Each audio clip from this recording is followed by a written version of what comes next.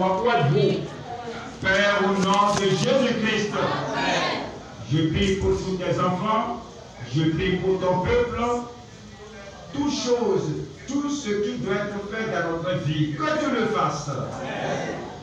Amène-nous en une communion étroite et intime avec toi ce jour au nom de Jésus-Christ.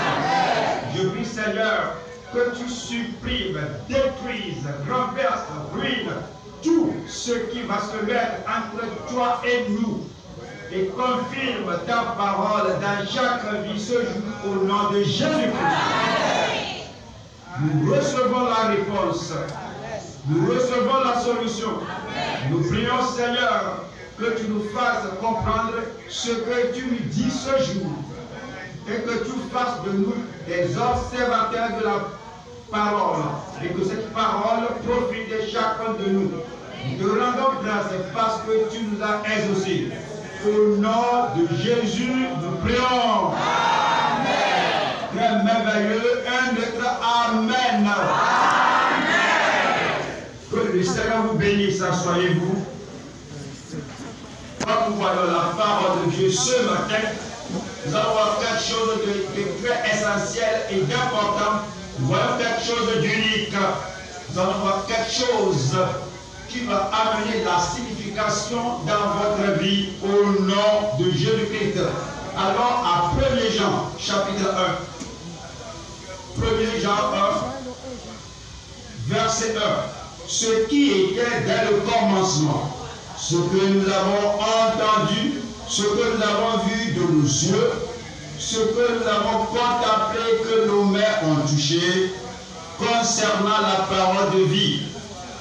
Car la vie a été manifestée, et nous l'avons vue, et nous lui rendons témoignage, et nous vous annonçons la vie éternelle qui était auprès du Père et qui nous a été manifestée. Ce que nous avons vu et entendu, nous vous l'annonçons à vous aussi,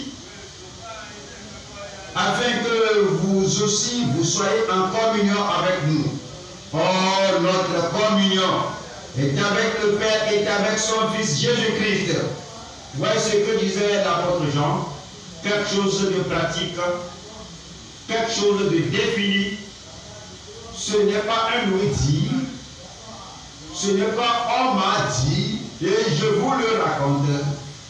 Et il l'a dit, alors moi maintenant je vous le raconte. Il dit que nous avons vu, nous avons entendu, nous avons écouté cela, nous l'avons touché, nous l'avons expérimenté, nous l'avons reçu et dit ce que nous avons vu et entendu, ce qui est venu dans notre vie, la parole de vie qui a transformé notre vie. Une chose définie, une chose pratique, une chose bénéfique qui nous est arrivée. Nous avons comme je viens vous le déclarer, vous n'avez pas le droit de déclarer ce que vous n'avez pas vu, de dire ce que vous n'avez pas entendu et d'exprimer aux autres et les amener à quelque chose que vous n'avez pas expérimenté vous-même. Vous avez besoin de l'expérience avant de pouvoir verbaliser et donner l'expression de l'expérience du salut, avant de pouvoir exprimer et expliquer l'expérience du salut aux autres. Expérimenter la sanctification avant d'amener les autres à cette expérience. Expérimenter une marche constante avec le Seigneur avant que vous-même vous puissiez amener les autres à faire cette expérience de la parole. La connaissance mentale ne suffit pas. L'expérience du cœur, que vous savez que Christ est vivant, vous savez que vous avez reçu ceci de lui, c'est après cela que vous avez le droit de dire aux autres, voici, je l'ai eu, vous pouvez l'avoir aussi. Vous levez au nom de Jésus-Christ. Verset 5. La nouvelle que nous avons apprise de lui et que nous vous annonçons, ce que nous vous déclarons, c'est que Dieu est lumière, qu'il n'y a point de lui des ténèbres. Que votre joie soit complète, parfaite.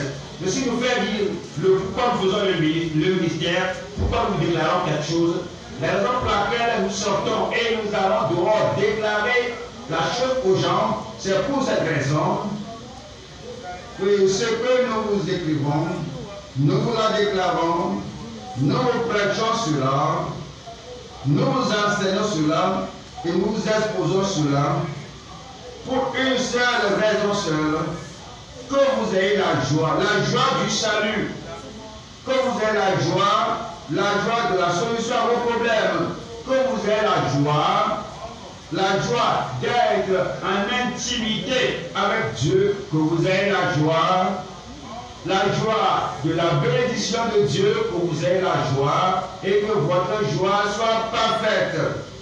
Si vous êtes dans une communion qui déploie votre joie, vous êtes dans une communion qui totalement fait oblitérer, annuler, supprimer votre joie. Vous essayez d'être en communion avec quelqu'un. Alors vous avez la joie au départ, vous avez le bonheur, l'allégresse au départ. Et quand vous vous approchez de cette personne-là, cela déploie votre joie. Cela amène la confusion à votre vie. Vérifiez cela. Quel que soit ce que nous vous disons, voici ce que nous vous écrivons. Que vous soyez en communion avec nous.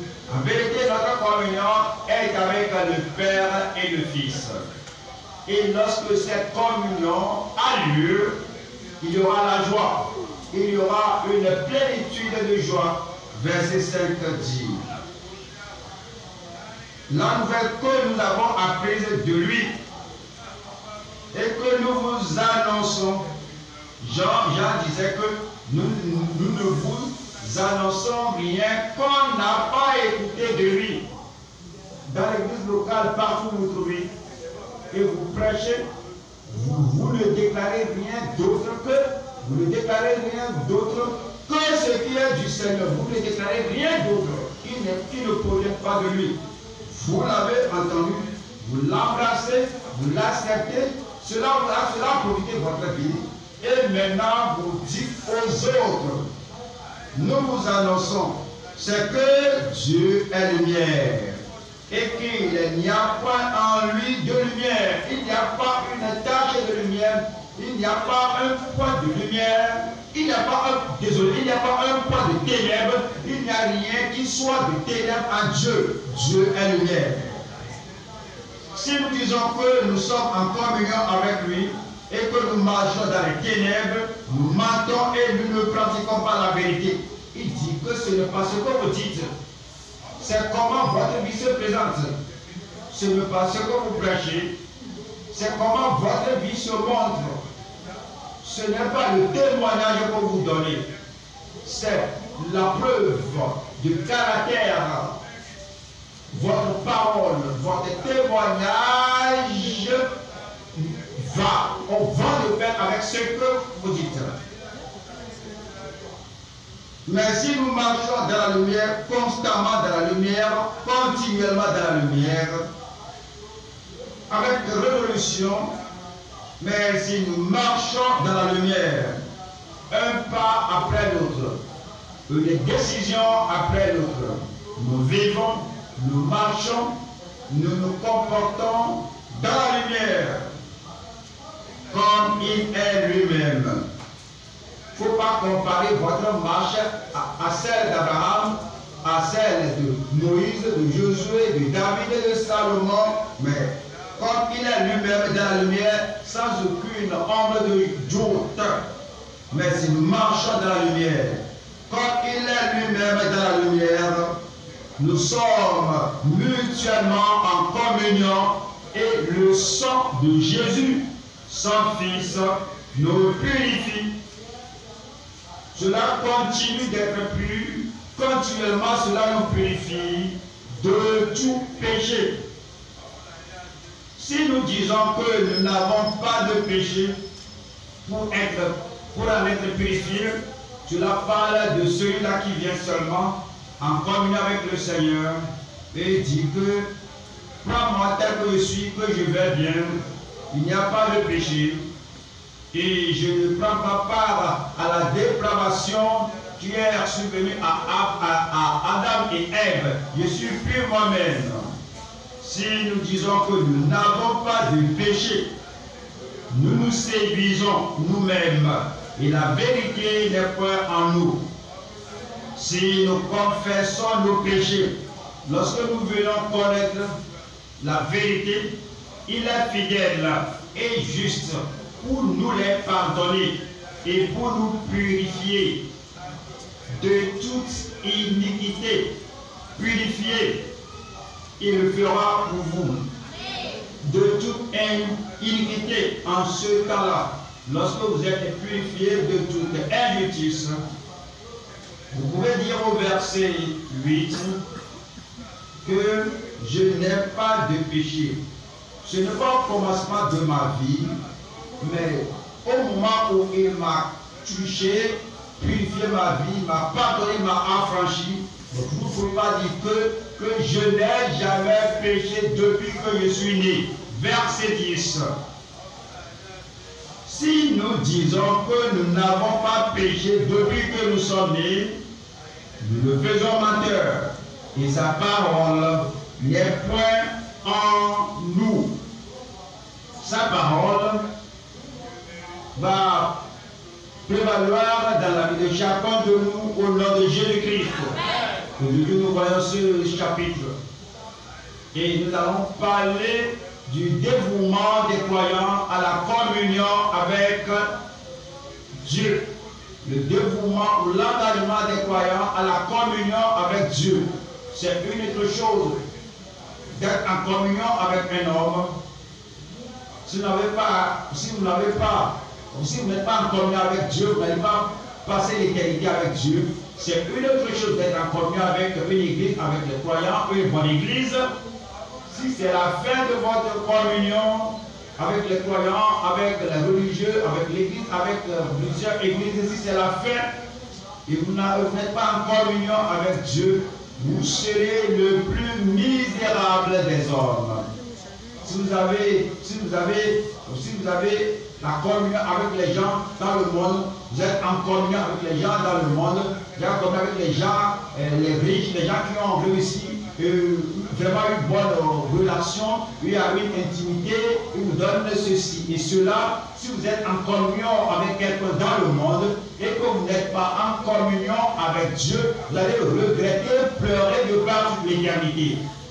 Quelle que soit la communion avec les gens, avec les hommes, avec une femme, quelle que soit la communion que vous avez avec les gens, avec les croyants, avec les saints, quelle que soit la communion que vous avez avec les gens, que ce soit une personne juste bonne, peu importe la communion que vous avez avec les gens sur la terre, si vous n'avez pas la communion, si vous n'êtes pas en communion avec Dieu d'une façon définie, à commencer par le salut et continuer à chaque jour, de continuer chaque jour de votre vie et que la communion demeure intacte jusqu'à ce que vous ne quittiez la terre. Si cela ne vous arrive pas, vous allez pleurer devant toute l'éternité. Nous parlons de votre dévouement. Le dévouement des croyants à la communion avec Dieu. Nous allons voir 3 points. Numéro 1, c'est le fondement. Le fondement d'une communion éternelle avec Dieu. Ceux qui doivent avoir un fondement, vous êtes en communion avec Dieu. Lorsque vous êtes né dans ce monde, vous n'avez pas de relation avec Dieu. Vous êtes né dans le péché, vous vivez dans le péché. Un pécheur par nature, un pécheur en pratique. Alors, un moment est venu dans votre vie où vous êtes appelé à être en communion avec Dieu. Le fondement d'une communion éternelle avec Dieu. Deuxième point. La formalité d'une vie de communion avec les impies, la formalité. Ils le disent, ils le verbalisent, ils le déclarent. Je suis en communion avec Dieu. Je suis enfant de Dieu. Ah, j'aime Dieu. Mais il n'y a pas de preuve. Il n'y a pas d'évidence. Et ils disent qu'ils sont en communion avec Dieu, mais ils marchent dans les ténèbres. La formalité d'une vie de communion avec les impies. Troisième point, la liberté d'une communion durable avec les gens pieux. Celui-là qui est venu dans le royaume. Et celui-là qui aime le Seigneur.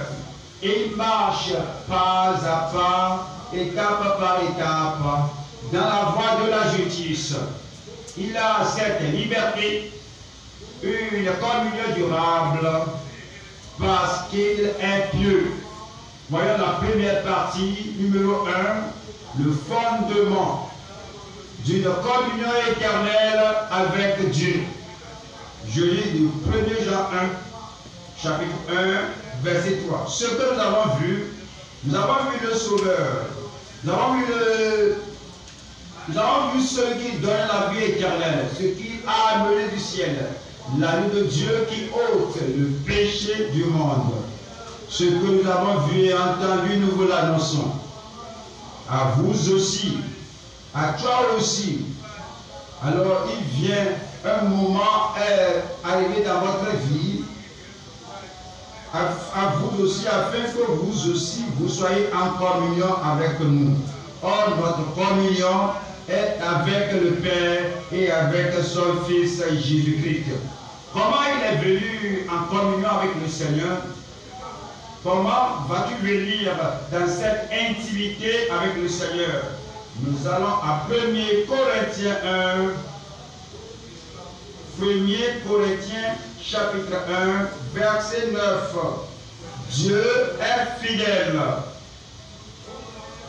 Lui qui vous a appelé à la communion de son Fils, Jésus-Christ, notre Seigneur. Dieu est fidèle. La façon dont nous sommes appelés à la communion, c'est que il nous a amenés en relation avec Christ.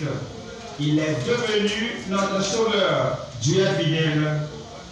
Et c'est par lui que nous sommes appelés à la communion avec le Sauveur.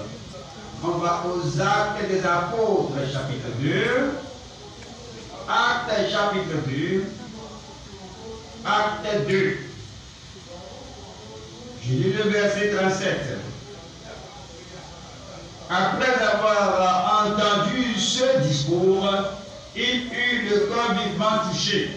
Ce n'est pas leur tête touchée, ce n'est pas le ventre, ce n'est pas émotionnel, ce n'est pas une connaissance mentale, ce n'est pas une connaissance vide, ce n'est pas la tradition ici, ceci n'est pas un sentiment religieux, c'est dit, ils eurent le corps vivement touché. Leur conscience les a condamnés. Ils savaient qu'ils étaient pécheurs, ils savaient qu'ils se sont égarés de Dieu, et cela leur est venu soudain qu'on n'a pas bien fait. Et il eut le corps vivement touché, et il dit à Pierre et aux autres apôtres, oh frères, que ferons-nous? Pourquoi nous faire quelque chose de ceci? Nous savons que nous sommes pécheurs, nous savons que nous sommes égarés, nous savons que nous avons blessé le Seigneur, nous savons que nos péchés nous ont séparés de Dieu. Pouvons-nous venir à lui et devenir intime avec lui en communion 38? Pierre leur dit, repentez-vous et que chacun de vous soit baptisé au nom de Jésus-Christ pour le pardon de vos péchés et vous recevez le don du Saint-Esprit. Verset 40. Et par plusieurs autres paroles, il les cognerait et les enseignerait, disant, sauvez-vous de cette génération perverse. ceux qui acceptaient sa parole, repentez-vous. Ils se sont mis en accord. Il n'y a pas de communion sans accord. Dieu a dit que tu es coupable. Il faut t'accorder avec Dieu. Il n'y a pas de communion sans accord. Dieu dit que l'âme qui pêche, c'est celle qui mourra. Il faut que tu sois en accord avec Dieu. Il n'y a pas de communion sans accord. Dieu dit que mon Fils unique est celui-là que j'ai donné et il est l'unique sauveur. Toi, au Seigneur Jésus, détourne-toi de ton péché. Il faut te mettre en accord avec Dieu. Il n'y a pas de communion sans accord. Et c'est ceux qui acceptaient sa parole furent baptisés. Et à ce jour-là, le nombre des disciples s'augmenta d'environ 3000 âmes. Ils persévéraient dans l'enseignement des apôtres, dans la communion fraternelle. Ils n'ont pas dit que nous ne voulons pas d'enseignement, nous ne voulons pas de doctrine, nous ne voulons pas d'exhortation. Donne-nous seulement cette communion vide, donne-nous cette communion superficielle, donne-nous simplement cette communion qui dit seulement il faut croire. Et accordons-nous ensemble, comme ensemble, gardez la Bible à vous-même, gardez la parole de Dieu à vous-même, gardez la justice à vous-même, gardez la sainteté à vous-même, donnez-nous seulement cette communion superficielle qui ne nous conduit nulle part. Il persévérait personnellement dans l'enseignement des apôtres qui a révélé qui Dieu est, ce que Dieu fait et comment nous entretenons cette communion avec le Seigneur. Il persévérait dans l'enseignement des apôtres, dans la communion. Vous allez persévérer. Et puis il s'est dit, dans la communion fraternelle, dans la fraction du pain et dans la prière. La crainte s'emparait de chacun. Ils étaient lavés de leurs péchés. Ils sont venus en communion avec le Sauveur, avec le Seigneur. C'est ainsi que cela se produit aujourd'hui. Vous repentez du péché, c'est le fondement. Vous croyez au Seigneur Jésus, c'est le fondement. Et vous persévérez, vous continuez dans la justice par la grâce qui vient dans votre vie. Ça, c'est la communion. Deuxième Timothée chapitre 2, 19. 2 Timothée 2, 19. Néanmoins, le solide fondement de Dieu reste debout. Être en communion avec Dieu, avoir cette communion comme le fondement. Néanmoins, le solide fondement de Dieu reste debout. Avoir ce sceau, c'est un sceau. Qui est ce fondement? Vous ne pouvez pas ôter le sceau. Vous ne pouvez pas le changer. Néanmoins, le solide fondement de Dieu reste debout. Ça a un sceau. Avec ces paroles qui servent de sceau. Le Seigneur connaît ceux qui lui appartiennent. Et quiconque prononce le nom du Seigneur, qu'il s'éloigne de l'iniquité. Quiconque prononce le nom du Seigneur, qui s'éloigne de l'iniquité secrète, de l'iniquité dans les ténèbres, qui s'éloigne de l'iniquité dans la communauté, qui s'éloigne de l'iniquité lorsque les hommes ne sont pas là, lorsque les voisins ne sont pas là, l'iniquité lorsque les frères ne sont pas là, l'iniquité au bureau. Le fondement que vous êtes en communion avec le Seigneur, c'est que vous éloignez de l'iniquité. Verset 22. Fuis les passions de la jeunesse. Tu es en communion avec Dieu. Fuis les passions de la jeunesse. Et recherche la justice, la foi, la charité, la paix avec ceux qui invoquent le Seigneur de cœur pur. Je prie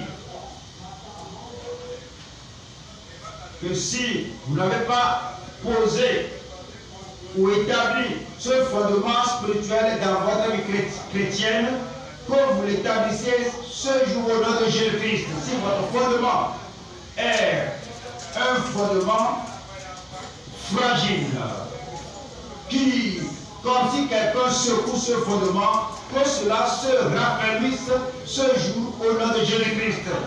Le fondement d'une communion éternelle avec Dieu. Deuxième point. La formalité d'une vide communion avec les impies.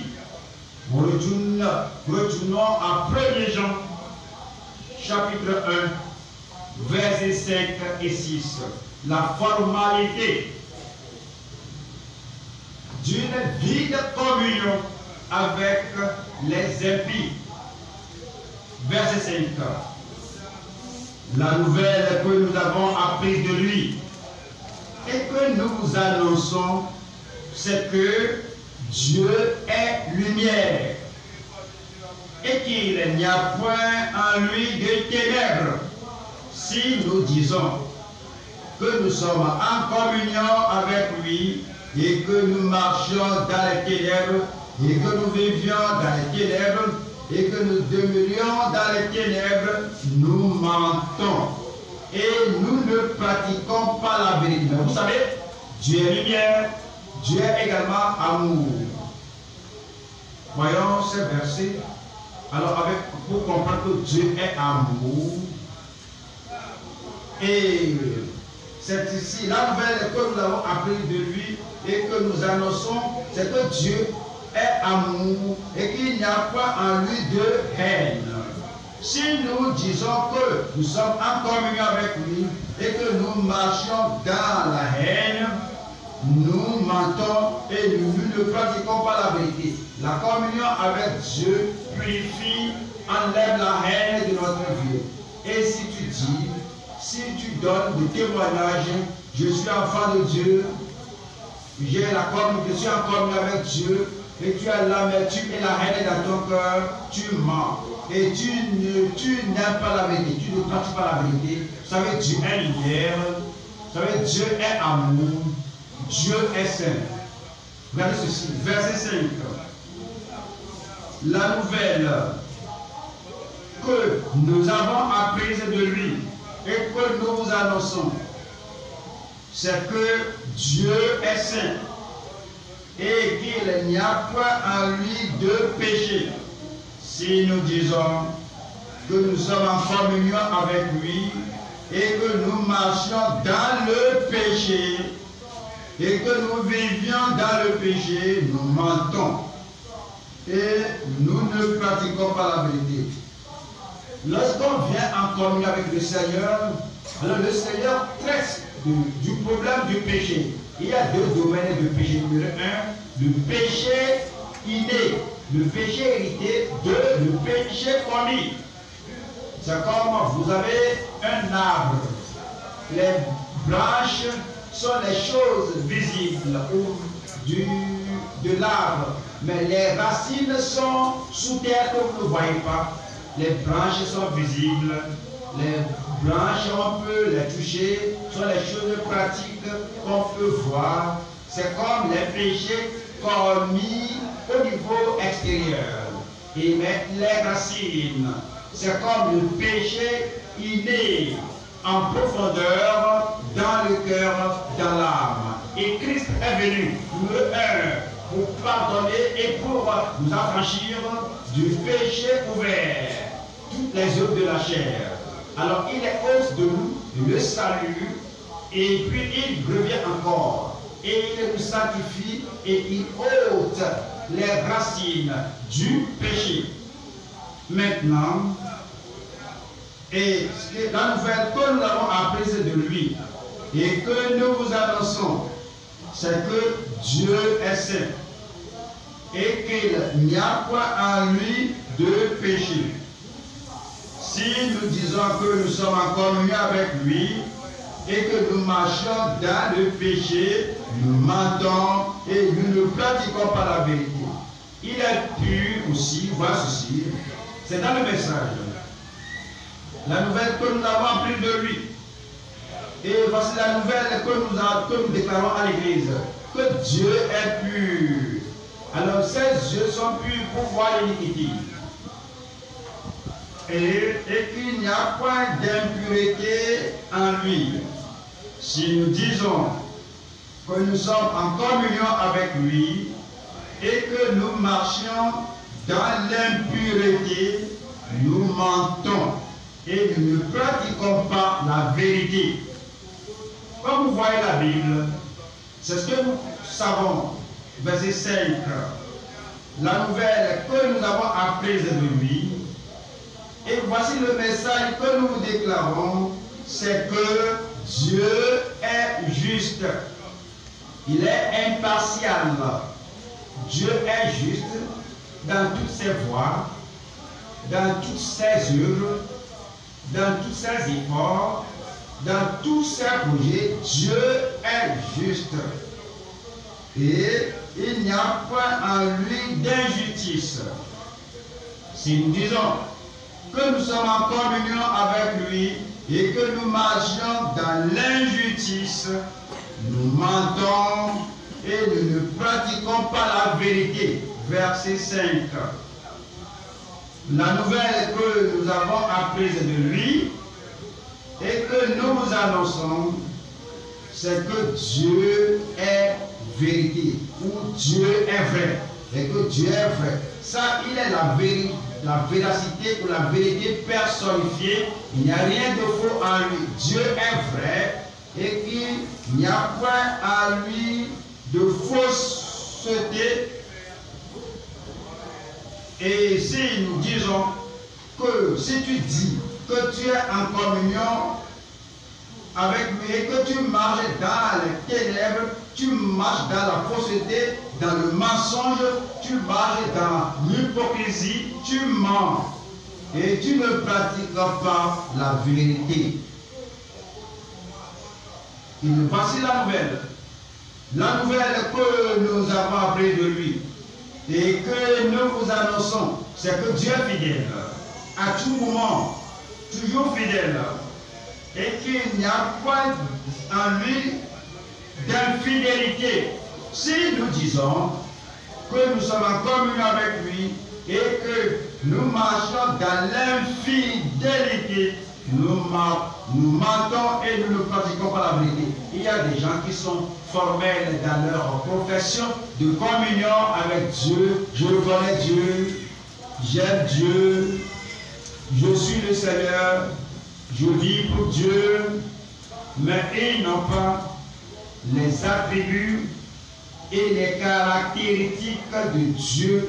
Et la parole de Dieu dit, ils mentent et ils ne pratiquent pas la vérité. 2 Timothée, chapitre 3, 2 Timothée 3, je lis le verset 5, mais commençons par le verset 1. 2 Timothée, chapitre 3, verset 1. Sachez que dans les derniers jours, il y aura des temps difficiles, car les hommes seront égoïstes, amis de l'argent, fanfarons, hautains, blasphémateurs, rebelles à leurs parents, ingrats, irréligieux. Ils sont des gens religieux. Et ils disent qu'ils sont en communion avec Dieu. Ils continuent dans tout ceci. Ils mentent et ils ne pratiquent pas la vérité. Verset 3. Insensibles, déloyaux même la loi naturelle qui doit se manifester par les gens naturels.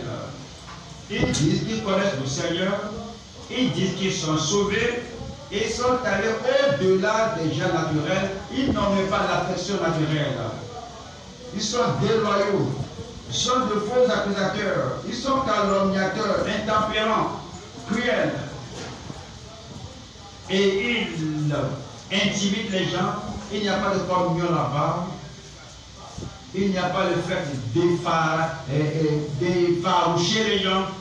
Et dans la communion, Christ n'est pas venu pour que les gens le craignent. Les gens l'ont touché et les gens viennent à lui. Il a compassion d'eux, mais les gens qui sont des gens farouches, des tyrans, ils n'ont pas la communion même avec les gens ordinaires, sans parler de la communion avec Dieu. Ennemis des gens de bien, traîtres, emportés, enflés d'orgueil, aimant le plaisir plus que Dieu,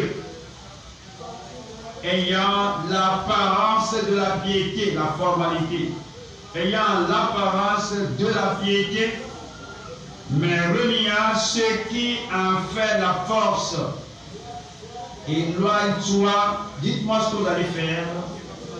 Dites-le-moi à haute voix. En tant que croyants, nous devons être vigilants. Ouvrez les yeux pour voir. La communion, être en communion avec ceci et cela. Et ce sont des gens qui aiment le moi. Vous êtes en communion avec ceci. Et ce sont des gens dangereux. Alors, ils voudraient ôter de toi les bonnes choses que tu as. Nous sommes en communion. Et ces gens-là, ils cachent leurs choses et ils voudraient gaspiller, détruire votre vie. Et c'est dit ici quoi? Éloigne-toi de ces hommes-là. C'est la parole de Dieu. C'est pas une communion superficielle, une communion tiède, une communion prétendue, une communion hypocrite. Il vous appelle à la communion avec Dieu au départ.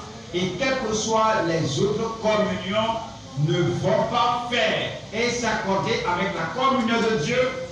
Et c'est dit, éloigne-toi de ces hommes-là. On va à Tite. Tite, chapitre 1, verset 16. Tite 1, 16. Ils font profession de connaître Dieu. Nous sommes en communion avec Dieu. Ce n'est qu'une pure communauté, une pure formalité. Nous sommes en communion avec Dieu. Ce n'est qu'une connaissance mentale. Nous sommes en communion avec Dieu. Ce n'est qu'une fréquentation à l'église. Ils font profession de connaître Dieu. Mais ils le renient par leurs œuvres. Ils le renient par leurs œuvres. Ils le renient par leur caractère. Ils le renient à la maison, étant avec leur mari, avec leur femme. Ils le renient à la maison, au bureau, là où ils travaillent. Ils le renient. Et ils adorent le dimanche. Et quelque ce qu'ils écoutent le dimanche, cela ne fait aucun impact sur leur vie au cours de la semaine. En parole, en œuvre, en caractère, en comportement, en style de vie, dans l'opération, dans l'éthique du travail, à là où ils sont employés, c'est dit, ils renient, est abominable, rebelle et incapable d'aucune bonne œuvre. Le Seigneur dit de telles personnes, elles n'ont pas une véritable communion avec Dieu. Vous ne serez pas pareil. À la maison, vous allez continuer d'obéir à la parole de Dieu au nom de Jésus-Christ. Là où vous travaillez, vous n'allez pas vous accorder avec les gens qui volent le fond de la société, le fond du gouvernement au nom de Jésus-Christ. Vous allez vous distinguer vous-même. Que quoi qu'il y ait des gens qui vont à l'église et quoi que ces gens fassent toutes choses de la faute à la corruption, vous n'allez pas prendre part de ces gens. J'attends un bon amen. Amen. Deux rois 17, 33. 2 rois 17, 33. Ainsi ils craignaient l'Éternel et ils servaient en même temps leur Dieu. Où est cela? et ils craignaient l'Éternel. Lorsque la foudre tombe, oh Dieu! Lorsqu'il y a un éclair, ils disent, oh Dieu! Ils craignent l'Éternel. Et si soudain, il se trouve dans une fosse dans la voie, il dit, oh Dieu, il craignait Dieu. Quand il dit qu'il prie, autre jour, autre la malédiction, oh Dieu, il craignait Dieu. Mais, après cette expression de crainte envers Dieu, c'est dit qu'ils servent leur Dieu. Il y a l'occultisme dans leur vie. Il y a le pouvoir maléfique dans leur vie. Ils savent comment maudire les gens et comment abattre les gens spirituellement. Ils savent comment envoyer une attaque spirituelle contre les gens, comment envoyer une affliction sur la vie des gens. Ils savent qu'avec leur puissance occulte, ils savent comment rendre quelqu'un malade. Cependant, ils craignent l'Éternel. Et s'ils continuent de telle manière, d'une part, ils sont encore mieux avec Satan, et d'autre part, ils sont le dimanche, ils essaient d'être encore mieux avec Dieu. Si quelqu'un meurt dans cet état, la personne ira dans l'état brûlant de feu, l'enfer pour toujours. Je prie que cela ne soit pas votre portion. Devez vous repentir. Devez vous repentir. N'allez pas que vous avez un témoignage, j'aime le Seigneur, je communique avec le Seigneur, mais tu es un tyran. Et tu es une personne terrible. Tu fais peur aux gens. Tu es un homme occulte, un occultiste. Tu tiens des alliances avec les démons, avec les puissances maléfiques. Cela ne va pas de pair. Si tu vas être en communion avec Dieu, rapidement, il faut te détacher de tout cela. Verset 33. Ainsi, ils craignaient l'Éternel et ils servaient en même temps leur Dieu d'après la coutume des nations d'où on les avait transportés. 34. Ils suivent encore aujourd'hui le premier usage. Ça veut dire que leur communion prétendue n'est qu'une formalité. Cela n'a pas l'assurance de l'Esprit de Dieu ou l'affirmation des Écritures. Ils suivent encore aujourd'hui leurs premiers usages. Ils ne craignent point l'Éternel. 33 disait qu'ils craignaient l'Éternel. Ce n'est que par la bouche, ce n'est qu'une déclaration superficielle. Il n'y a pas de salut au fondement de je crains Dieu, je crains Dieu. En vérité, verset 34 dit, ils ne craignent point l'Éternel et ils ne se conforment ni à leurs lois et à leurs ordonnances, ni à la loi et aux commandements prescrits par l'Éternel aux enfants de Jacob, qu'il appela du nom d'Israël. Voyons Psaume 106. Psaume 106, verset 35. Ils se mêlèrent avec les nations et ils apprirent leurs œuvres. Ils se sont mêlés avec les nations et ils apprirent leurs œuvres. Ils sont en communion avec les nations, avec les païens, avec les idolâtres, avec les adorateurs des idoles, avec ceux qui sont dans les ténèbres, avec ceux qui n'ont pas les normes de la parole de Dieu. Et il s'est dit, et ils ont eu raison de faire cela, que les choses vont changer. Je ne sais pas là où ils ont appris cela, que les choses ne sont pas les mêmes, parce que les choses changent maintenant, les choses vont changer, on peut maintenant se mélanger avec les nations, avec les incroyants, avec les pécheurs, avec les gens qui n'ont pas le style de vie juste des enfants de Dieu. Ils se mêlaient avec les nations, ils apprirent leurs œuvres, ils servirent leurs idoles. qui fut pour eux un piège.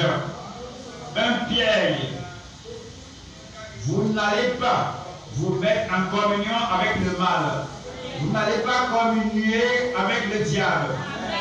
Si vous communiez avec le diable, il vous donnera une marque et cette marque vous empêchera d'aller au ciel. Vous n'aurez pas la marque de Satan. Vous n'aurez pas la marque d'une société secrète. Vous n'allez pas venir en accord avec les gens qui sont formels. Nous connaissons le Seigneur, nous aimons le Seigneur. Alléluia, gloire à Dieu.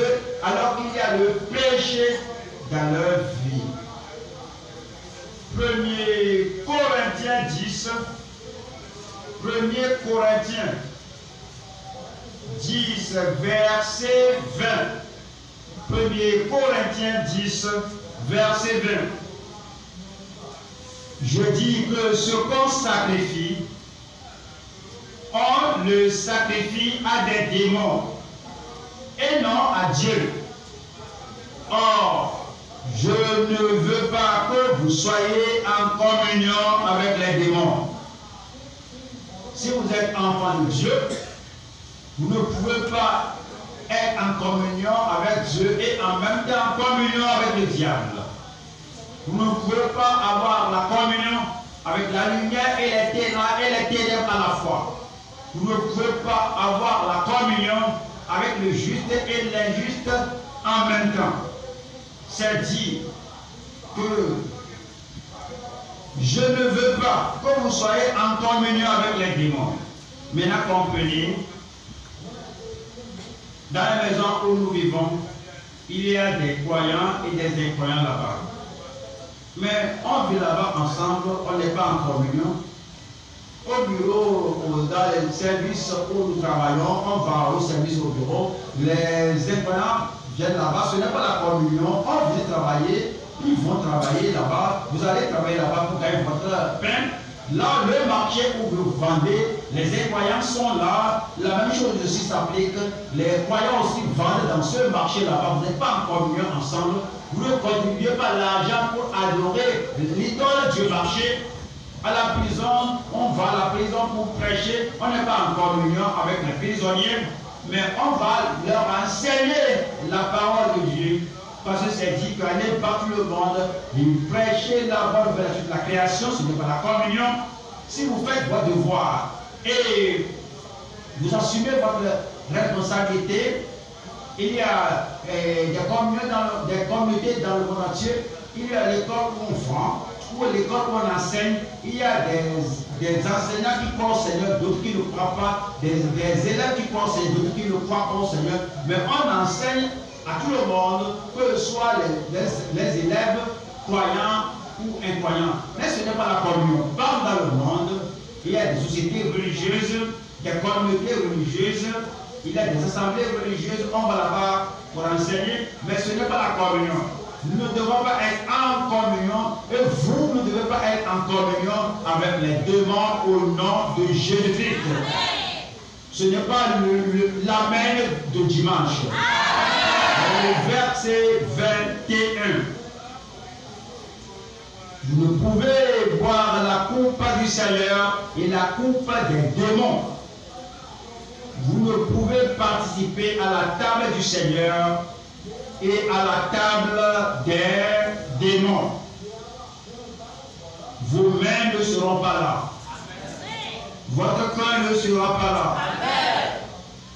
Vous allez vous séparer de toute association du diable et des adorateurs du diable au nom de Jésus-Christ. Voyons 2 Corinthiens chapitre 6. 2 Corinthiens 6, je lis le verset 14. Ne vous mettez pas avec les infidèles sous un joug étranger. Comme je l'ai dit, nous travaillons au même bureau, mais ne sommes pas, ne nous attelons pas à eux. Nous achetons et vendons au même marché, mais nous ne sommes pas attachés à eux. Nous vendons dans la même rue, mais nous ne sommes pas sous le même joug on prend le même taxi, on prend le même bus, mais nous ne sommes pas attelés ensemble. Nous vivons séparément. Nous vivons à part entière. Nous menons une vie sainte et notre communion a un solide fondement en Dieu et nous demeurons dans la parole de Dieu. Est-ce que je parle à quelqu'un en communion avec Dieu? Votre communion va demeurer avec Dieu. Ne vous mettez pas avec les infidèles sous un joug étranger. Car quel rapport, regardez le mot, car rapport ou communion, quel rapport y a-t-il entre la justice et l'iniquité? Ou qu'y a-t-il de commun entre la lumière et les ténèbres? Quel accord y a-t-il entre Christ et Bélial? Auquel part à le fidèle avec l'infidèle? Quel rapport y a-t-il entre le temple de Dieu et les idoles? Car nous sommes le temple du Dieu vivant, comme Dieu l'a dit. J'habiterai et je marcherai au milieu d'eux. Il habitera en nous et marchera en nous. Je serai leur Dieu et ils seront mon peuple. C'est pourquoi sortez du milieu d'eux. Sortez du milieu d'eux. Si vous êtes dans une association secrète avec eux, si vous êtes dans une association profonde avec eux, si vous êtes dans une relation intime avec eux, si vous imitez leur style de vie, si vous copiez leur façon de se marier, si vous allez ensemble avec le caractère impie, leur comportement impur, le Seigneur dit, sortez du milieu d'eux et séparez-vous, dit le Seigneur. Qui a dit que vous vous sépariez d'eux? Qui a dit que nous devons nous séparer d'eux? Qui a dit que je dois me séparer d'eux? Dites-moi à haute voix, dit le Seigneur. C'est pourquoi sortez du milieu d'eux et séparez-vous, dit le Seigneur. Ne touchez pas à ce qui est impur et je vous accueillerai. Je serai pour vous un père et vous serez pour moi des fils et des filles, dit le Seigneur Tout-Puissant. Amen. Amen. Éphésiens chapitre 5. Éphésiens 5, verset 3. Éphésiens chapitre 5, verset 3. Que l'impudicité procure l'espèce d'impureté et que la cupidité ne soit pas même nommée parmi vous, ainsi qu'il convient à des saints. Les saints et les pécheurs ne sont pas en communion. Les saints et les fornicateurs ne sont pas en communion. Les saints et les impudiques, les adultères ne sont pas en communion. Les saints et les prostituées ne sont pas en communion. Il ne faut pas dire que nous sommes maintenant en communion ensemble. Quand nous sommes en communion ensemble, on peut pratiquer toutes choses impures. Non, cela ne vient pas en communion avec Dieu. Verset 4. Qu'on entende ni paroles déshonnêtes, ni propos insensés, ni plaisanteries, choses qui sont contraires à la bienséance, qu'on entende plutôt des actions de grâce. Car sachez-le bien, aucun impudique ou impur, ou cupide, une femme cupide, un homme cupide, un garçon cupide, une femme, une fille cupide, c'est-à-dire idolâtre. On adore l'argent, n'a d'héritage dans le royaume de Christ et de Dieu. Que personne ne vous séduise par de vains discours, car c'est à cause de ces choses que la colère de Dieu vient sur les fils de la rébellion. Vous ne serez pas fils de la rébellion. Vous ne serez pas perpétrateur de la rébellion. Vous avez oublié votre Amen. Amen. Vous ne serez pas porteur de la rébellion vers les autres au nom de Jésus-Christ. La colère de Dieu, l'indignation de Dieu, le jugement de Dieu vient sur les fils de la rébellion. N'ayez donc aucune part avec eux. Autrefois, vous étiez ténèbres, c'est le passé, et maintenant, vous êtes des lumières dans le Seigneur. Marchez comme des enfants de lumière, car le fruit de la lumière consiste en toutes sortes de bonté, de justice et de vérité. Examinez ce qui est agréable au Seigneur et ne prenez point part aux œuvres infructueuses des ténèbres. En aucun jour, quel que soit le moment, en aucune manière, n'ayez et ne prenez pas part aux œuvres infructueuses des ténèbres, mais plutôt condamnez-les. Car il est honteux de dire ce qu'ils font en secret.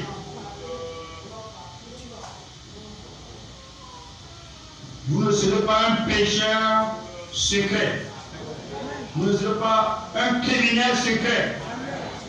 Vous serez enfant de Dieu, parfaitement enfant de Dieu au nom de Jésus-Christ. Retournons à 1 Jean, chapitre 1, verset 7. Troisième point maintenant. La liberté d'une communion durable avec les gens pieux, avec les croyants, avec les saints, avec l'enfant de Dieu. La liberté qui vient d'une communion durable avec les pieux, avec les gens pieux. 1 Jean, chapitre 1, verset 7. Mais si nous marchions dans la lumière, comme il est lui-même dans la lumière, nous sommes mutuellement en communion. Et le sang de Jésus, son Fils, nous purifie de combien de péchés? De tout péché. Et puis Jean va répondre à une question de ces lecteurs. Si les lecteurs croient, vous pouvez dire que l'un des lecteurs du commun, moi je n'ai pas de péché à être purifié. Et tu dis qu'il nous purifiera de tout péché, que je vais bien, je n'ai pas de péché. Verset 8. Si nous disons que nous n'avons pas de péché à être purifié, à être ôté, nous nous séduisons nous-mêmes et la vérité n'est point en nous. Et la personne dit, maintenant je vois, je reconnais maintenant que toute l'humanité a péché et est privée de la gloire de Dieu. Il y a le péché qui doit être purifié. Comment dois-je avoir ce péché purifié? Comment dois-je obtenir le pardon et la liberté? C'est ce qui nous amène au verset 9. Si nous confessons nos péchés, il est fidèle et juste pour nous les pardonner et pour nous purifier de toute iniquité. Après cela, nous ne nous donnons pas la gloire. Nous n'allons pas aller dire aux gens en prétendant que depuis que je suis né dans ce monde, que moi, jamais, je n'ai jamais péché. Mais tu ne peux pas dire cela. Quoique, bien que tu sois pardonné, bien que tu sois purifié, affranchi, tu étais pécheur avant de devenir saint. C'est pourquoi le verset 10 dit, si nous disons que nous n'avons pas péché, c'est le passé ça, non, le passé composé. Si nous disons que nous n'avons pas péché, nous faisons menteur et sa parole n'est point en nous. Verset 8. C'est pour le pécheur prétendu, le pécheur hypocrite du moins, le pécheur qui n'est pas de nouveau. Verset 10. C'est pour la personne religieuse, orgueilleuse, qui dit que je n'ai jamais péché. Verset 9. C'est vraiment le salut qui est montré. Vous confessez vos péchés, vous abandonnez vos péchés, il va vous pardonner, va vous purifier et ôter l'injustice de votre vie. S'il ne l'a pas fait aujourd'hui, il le fera au nom de Jésus-Christ. Mais comprenez, verset 8, n'est pas à répéter chaque dimanche. Comprenez, verset 8, n'est pas à répéter à tout moment que vous priez au cours du recueillement matinal dans votre vie, à la dévotion familiale, que si nous disons que nous n'avons pas de péché, nous nous séduisons nous-mêmes et la vérité n'est pas en nous. Enfants de Dieu, ils sont les gens qui ont confessé et qui ont abandonné le Seigneur, les péchés, ils ont fermé la porte contre le péché et ne continuent pas de vivre dans l'injustice. Et le verset 8 là ne se répète pas à chaque chapitre de Prédigeant. Verset 8 ne se répète pas dans chaque chapitre des actes des apôtres. Ils se rassemblaient ils étaient lavés, purifiés dans les actes des apôtres. Et quand voilà, Pierre, consigné pas écrit là-bas, ils ne répétaient pas dans chaque prière, à chaque réunion, qu'ils ont péché. Non, ils étaient affranchis de tout péché. 1 Jean 2, 1, 1 Jean 2, 1, mes petits enfants, je vous écris ces choses afin que vous ne péchiez point. Mes petits enfants, je vous écris ces choses afin que vous ne péchiez point.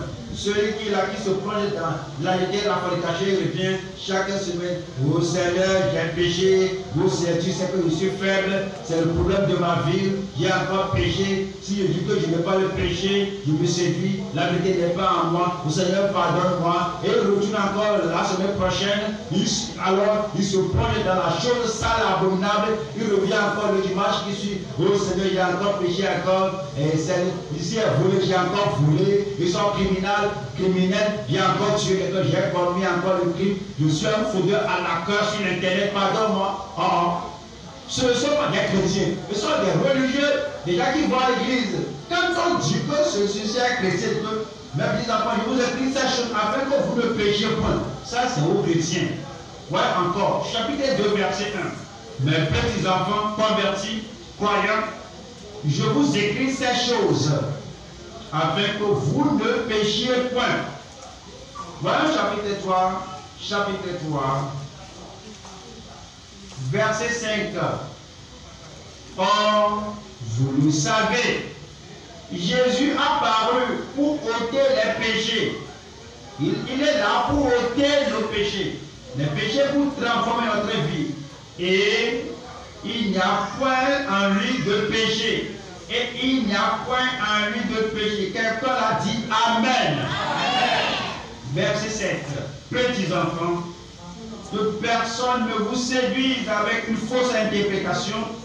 Celui qui pratique la justice est juste, comme lui-même est juste. Celui qui pêche, dites-moi. Celui qui va dire que si nous disons que nous n'avons pas de péché, nous nous séduisons nous-mêmes et la vérité n'est pas à nous. Et il croit qu'il cite l'Écriture. Il cite faussement l'Écriture. Il interprète mal l'Écriture. Et celui qui pêche est du diable. Car le diable pêche dès le commencement. Le Fils de Dieu a paru afin de détruire les œuvres du diable. Donne-moi un bon amen. Vous venez au Seigneur, vous êtes en contact avec le Seigneur, vous êtes en communion avec le Seigneur. Toutes les œuvres du diable seront détruites dans votre vie au nom de Jésus-Christ. Il donne la grâce, la force, la puissance pour mener une vie victorieuse. Vous serez victorieux. Verset 9. Quiconque est né de Dieu ne pratique pas le péché. Y a-t-il un amen là-bas? Quiconque. Qui est ce quiconque là? Je dis, qui est ce quiconque là? Vous serez affranchis. Vous allez demeurer victorieux. Vous allez demeurer plus que vainqueur au nom de Jésus-Christ. Quiconque est né de Dieu ne pratique pas le péché. Parce que la semence de Dieu demeure en lui. La semence là entre dès que vous êtes né de nouveau et cela demeure là-bas. Cela reste là-bas.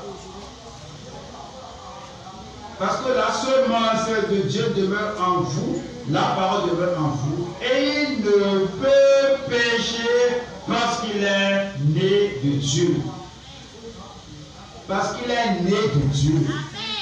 Je suis né de Dieu.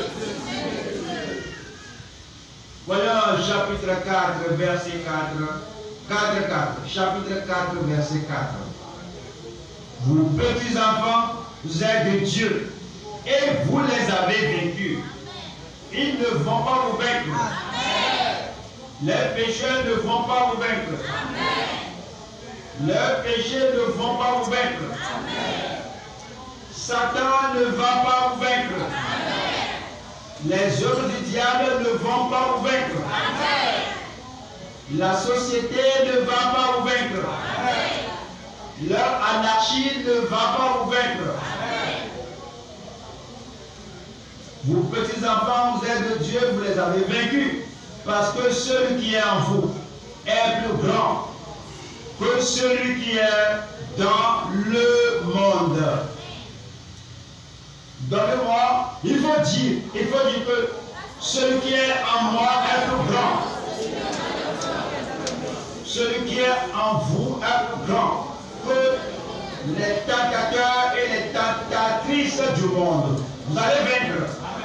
Celui qui essaie de vous forcer à commettre le mal, celui qui vit au-dedans de vous, sera plus grand au nom de Jésus-Christ. Une plus grande puissance, une plus grande force, une plus grande onction, un plus grand amour, une plus grande victoire vivant en vous. Vous devez être vainqueur et vous êtes vainqueur au nom de Jésus-Christ.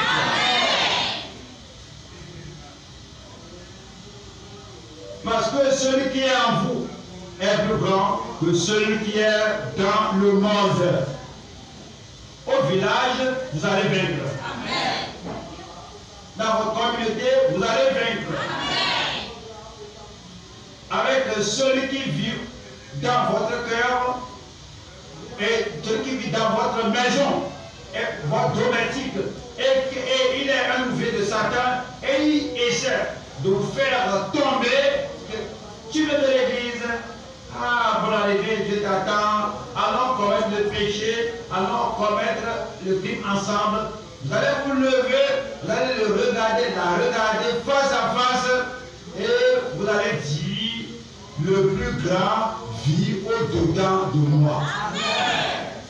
Et il saura que le plus grand alors vous donne la victoire et vous serez plus que vainqueur au nom de Jésus-Christ. Les tentations ne vont pas vous vaincre. Le péché ne va pas vous vaincre. Les traditions ne vont pas vous vaincre. La religion ne va pas vous vaincre. Les tyrans ne vont pas vous vaincre. Parce que celui qui est en vous est plus grand que celui qui est dans le monde. Voyons verset 17. Verset 17. Tel il est, tel nous sommes aussi dans ce monde. C'est dans cela que que l'amour est parfait en nous, afin que nous ayons de l'assurance au jour du jugement. Vous aurez l'assurance au jour du jugement. Regardez ici. Aujourd'hui, si aujourd'hui le tentateur vient, vous n'avez pas l'assurance. Si aujourd'hui un criminel vient et veut t'enseigner comment pratiquer le crime, vous n'avez pas l'assurance, l'audace pour dire non. Si aujourd'hui il y a le péché dans votre communauté, le péché vous regarde et le péché veut vous faire tomber, vous n'avez pas la force pour tenir ferme. Au jour de l'assurance, vous n'aurez pas l'assurance le jour-là. Alors, parce que vous tombez dans chaque tentation, vous tombez devant tout le monde qui veut vous séduire et vous n'avez pas d'épine dorsale. Vous ne pouvez pas dire non. Vous n'êtes pas audacieux. Au jour du jugement, vous ne serez pas audacieux. Vous aurez honte au jour du jugement. Et vous allez regarder les gens autour de vous, les gens qui vous ont fait tomber, qui vous ont gardé dans la dégradation, dans le péché.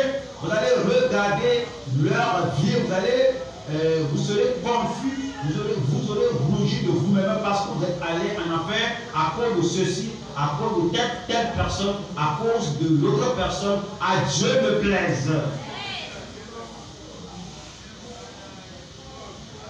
C'est en cela que l'amour est parfait en nous, afin que nous ayons de l'assurance au jour du jugement. La première partie dit quoi? Verset 17, lisez cela. Tel il est, tel nous sommes aussi dans le monde. Et la première ligne du verset 17. Tel il est, tel nous sommes aussi dans le monde. Dites-le. Tel il est, tel nous sommes dans le monde. Lorsque Christ vient à vous et qu'il vient vivre en vous, il se donne à vous, il vous donne sa puissance, il vous donne sa victoire, il vous donne son autorité. Il n'y a rien dont vous avez besoin pour mener la vie victorieuse qui ne vous soit pas donné. Tel il est, tel nous sommes aussi dans ce monde. Tel il est, tel nous sommes dans ce monde.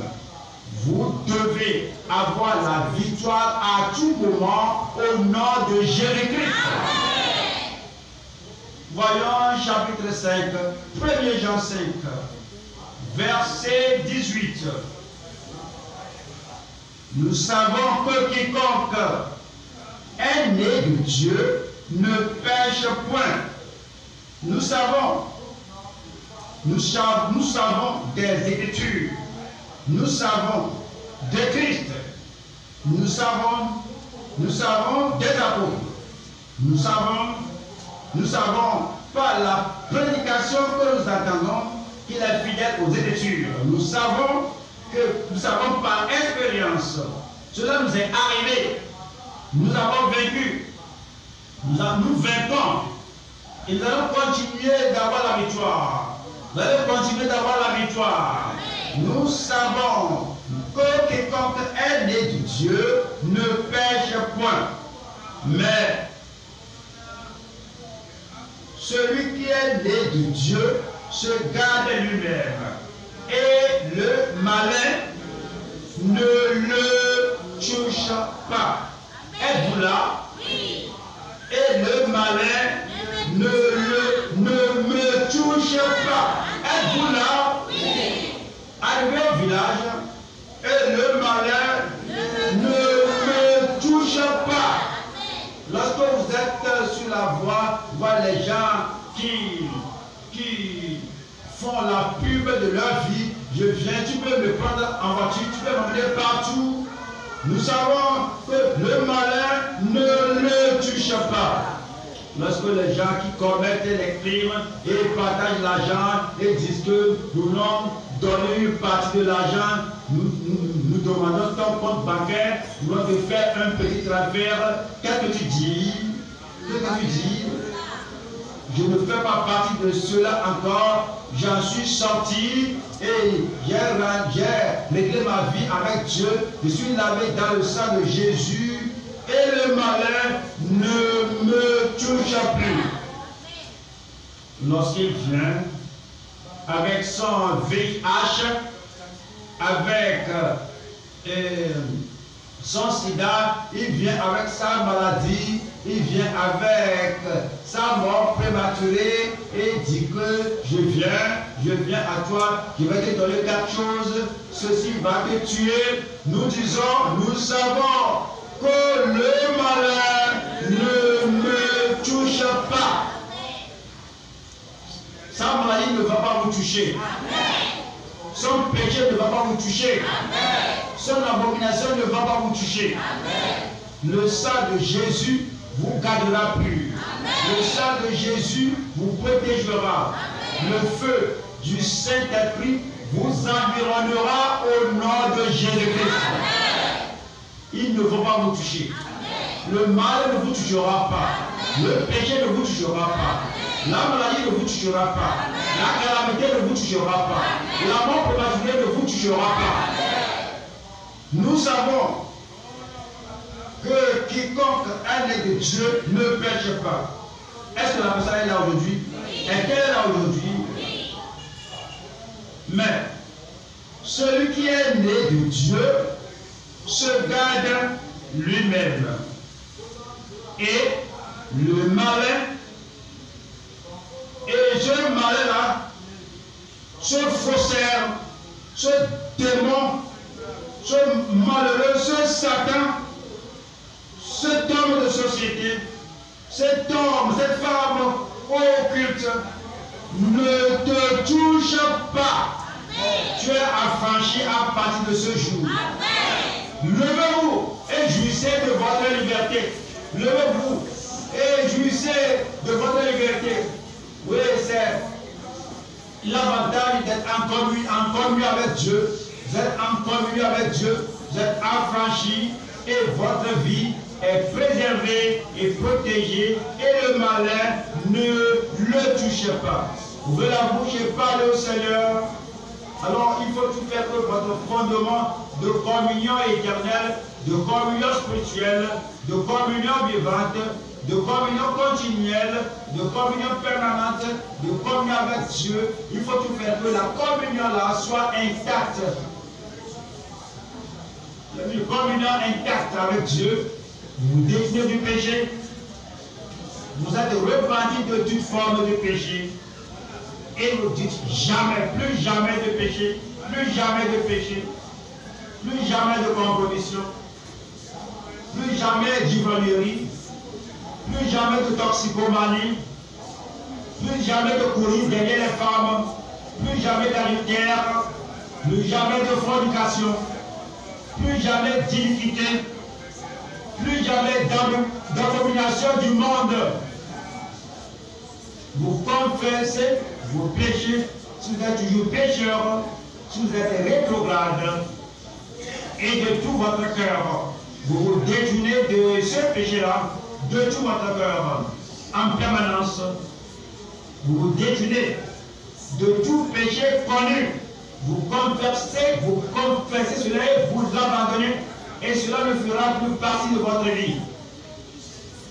Un mauvais péché, vous le confessez, vous l'abandonnez. Le péché périodique, vous le confessez et vous l'abandonnez. Qui c'est le dernier péché que vous allez commettre si vous continuez de commettre le péché, et puis l'enlèvement aura lieu, et puis vous allez rater l'enlèvement, vous serez perdu. Parlez au Seigneur, exposez-vous au Seigneur, exposez vos pensées au Seigneur, exposez votre caractère, exposez votre conduite à Dieu, disant: Seigneur, me voici. Je ne veux pas de tâche de péché en nous. Je ne veux pas de souillure de péché. Je ne veux pas de péché clandestin. Je ne veux pas de péché mignon. Je ne veux pas de péché présomptueux dans ma vie. Vous confessez le péché là et vous l'abandonnez. Vous confessez le péché là et vous l'abandonnez. S'il y a un partenaire de péché, qui chaque fois plaisante avec le péché, qui rend le péché léger, qui te fait chaque fois commettre le péché, tu mens, tu fais le mal. Y a-t-il un partenaire de péché qui te fasse t'oublier et tu vas selon la loi de ce partenaire de péché et tu oublies la loi de Dieu? Alors il faut que tu te rapportes au Dieu Tout-Puissant pour dire: Seigneur, me voici, je vais demeurer pur, je vais rester pur. Et le péché n'aura pas la domination sur vous. Dieu est lumière. En lui, il n'y a pas de ténèbres. Si vous marchez dans les ténèbres et vous dites que vous êtes en communion avec Dieu, vous mentez. Ne pratiquez pas la vérité. Il n'y a plus de ténèbres dans votre vie. Si vous êtes des dieux nouveaux, Dieu est amour. Il n'y a pas de haine. Jamais de haine en lui. Si vous dites que vous êtes en communion avec lui, et vous vivez, et vous marchez, vous demeurez dans la haine, dans l'amertume, vous mentez et vous ne pratiquez pas la vérité. Exposez votre cœur, votre vie, votre comportement, votre caractère. Exposez votre vie intérieure à Dieu. Pas de ténèbres, pas de haine, pas d'amertume. Dieu est saint. Il n'y a pas de péché en lui. Si nous disons que nous sommes en communion avec lui et qu'on vit dans le péché, on marche dans le péché, on marchant dans le péché, nous mentons et nous ne pratiquons pas la vérité. Le péché doit être quelque chose du passé.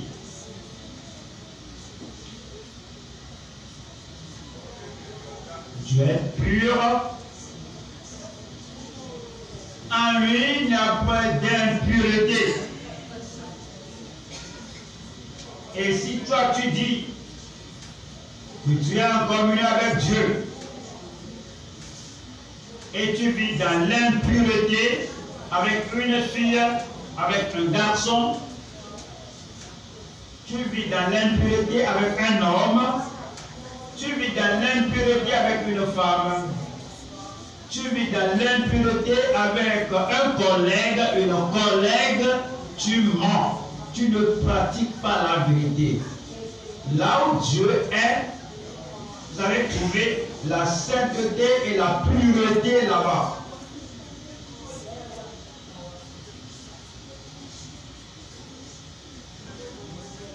Dieu est juste.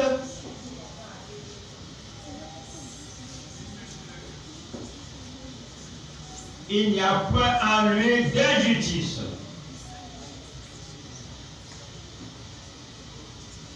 Si tu dis que tu es en communion avec Dieu et ta vie est injuste,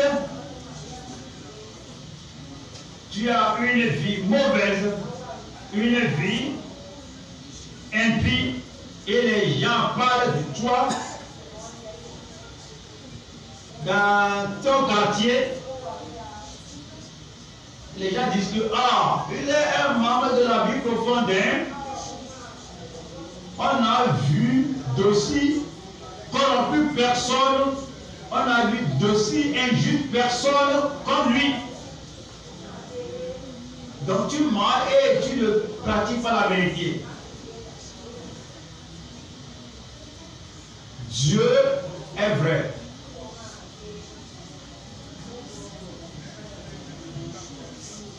Il n'y a pas de fausseté en lui. Comment dis-tu que tu es en communion avec lui et tu mens, même dans l'église, tu mens.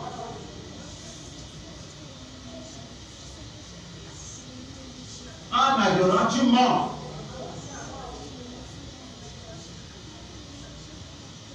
En prêchant, tu mens. Tu mens à ta femme, tu mens à ton mari, tu mens à ton pasteur, tu mens aux membres. Si nous disons que nous sommes en communion avec lui et nous vivons dans la fausseté, dans le mensonge, nous sommes menteurs, nous ne pratiquons pas la vérité. Dieu est fidèle. En lui, il n'y a pas d'infidélité. Si nous disons que nous sommes en communion avec lui et que nous sommes infidèles dans les affaires monétaires, vous devez déposer de l'argent pour l'église, vous en êtes infidèle. Vous devez prêcher la parole de vérité, la parole de vie, vous mentez infidèle.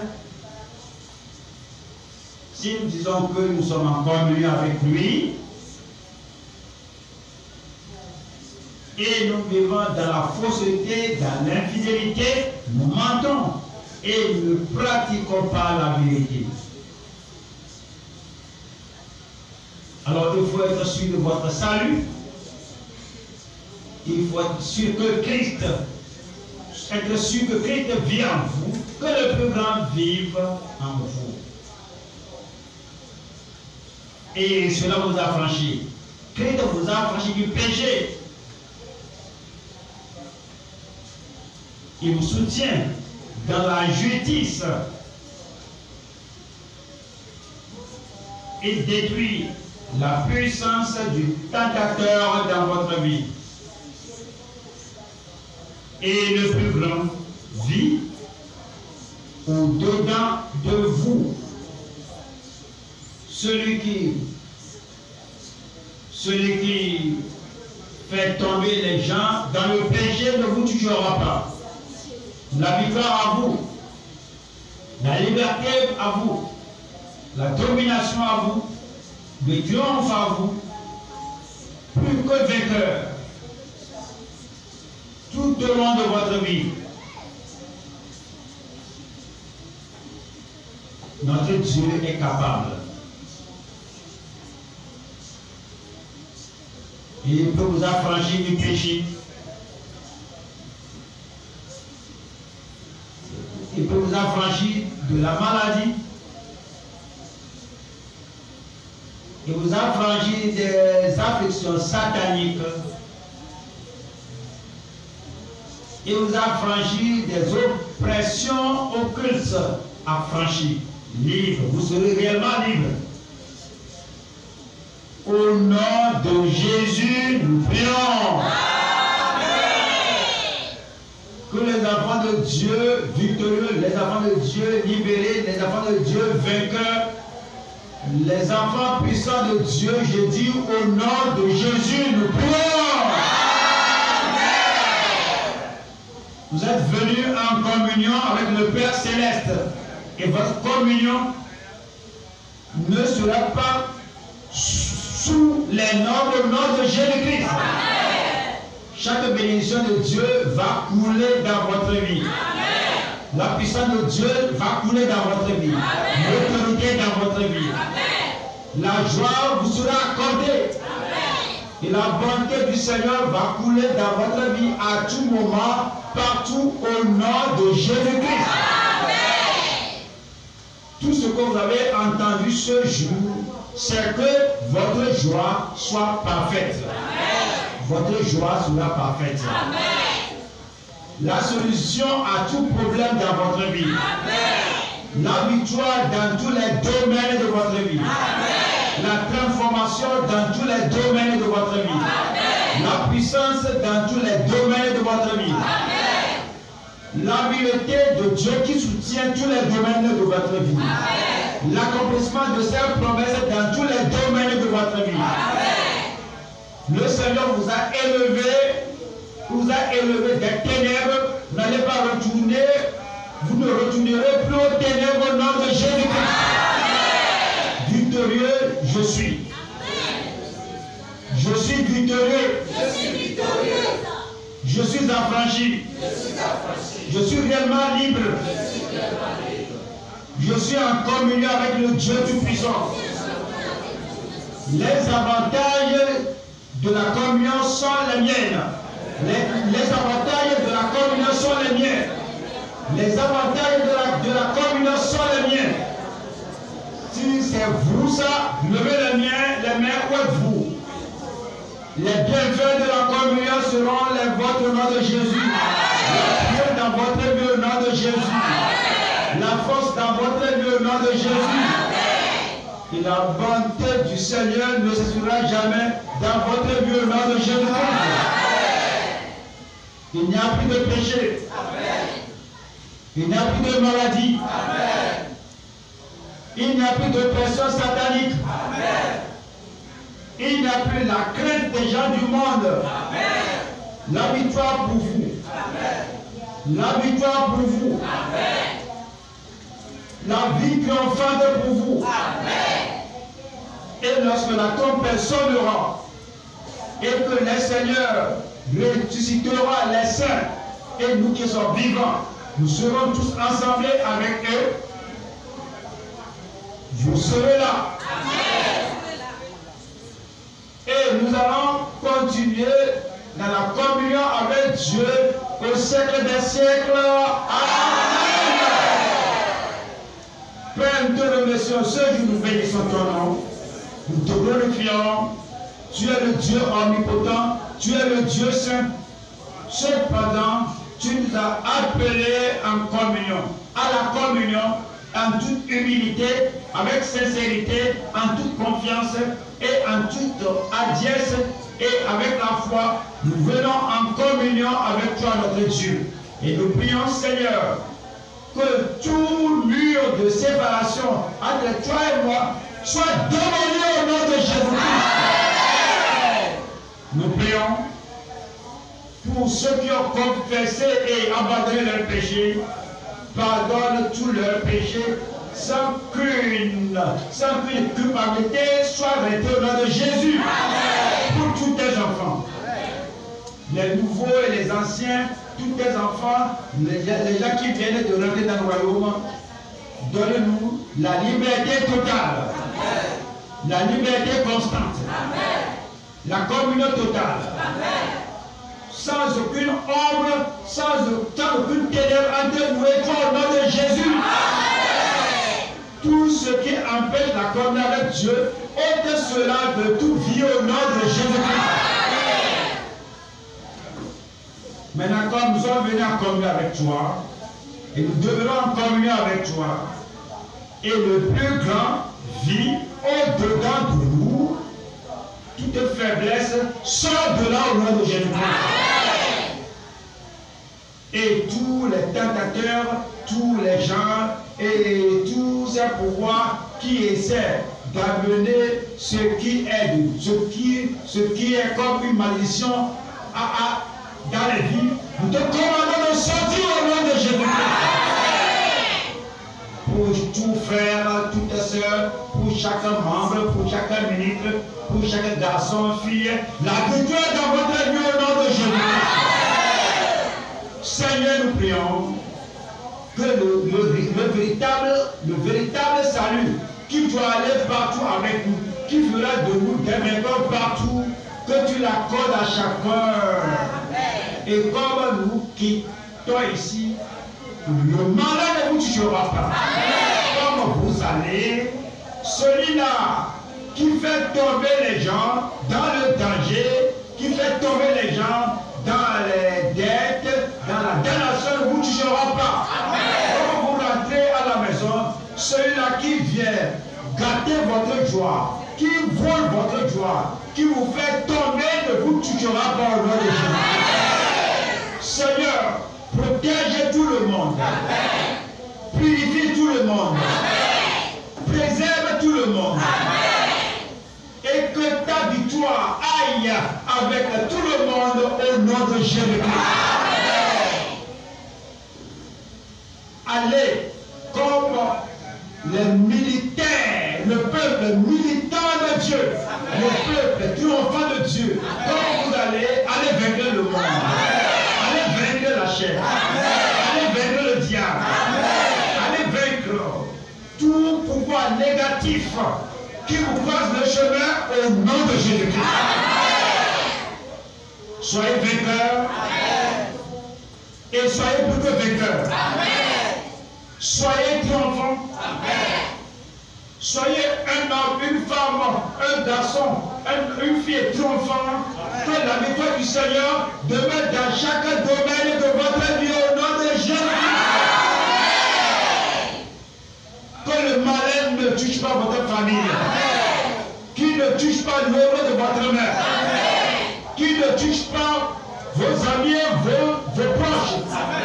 Vous êtes protégés dorénavant. La victoire totale à vous. La victoire absolue à vous. La victoire constante à vous. Dans chaque aspect de votre vie au nom de Jésus. Je prie qu'il y ait la confirmation dans chaque vie. Merci Seigneur, parce que nous savons que tu as exaucé. Au nom de Jésus, nous prions. Félicitations à vous, vous êtes bénis. Amen.